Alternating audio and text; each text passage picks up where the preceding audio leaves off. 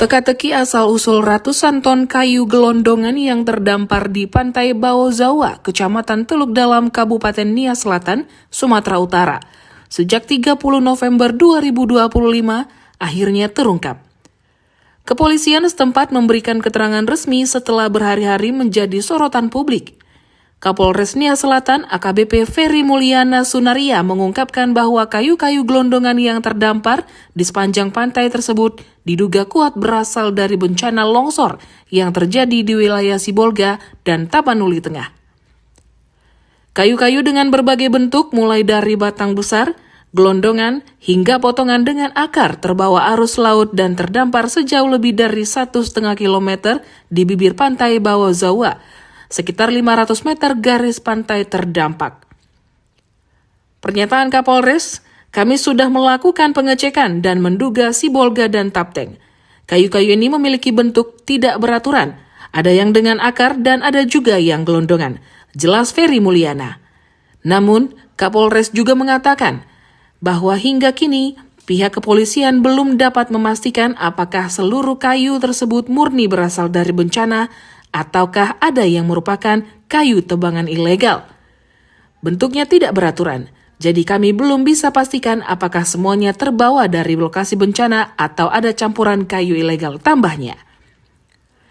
Imbauan kepolisian juga mengatakan Kapolres juga menghimbau warga untuk tidak berebut kayu tersebut untuk kebutuhan bangunan, mengingat sebagian warga telah mulai mengumpulkan kayu yang terdampar.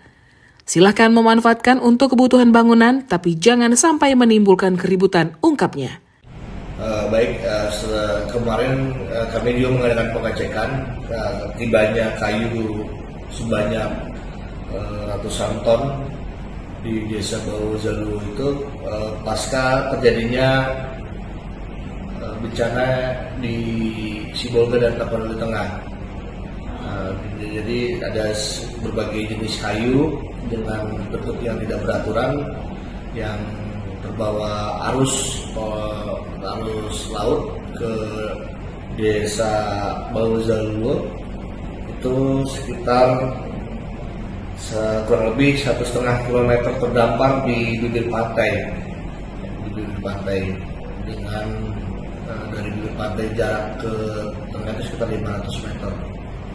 Jadi kami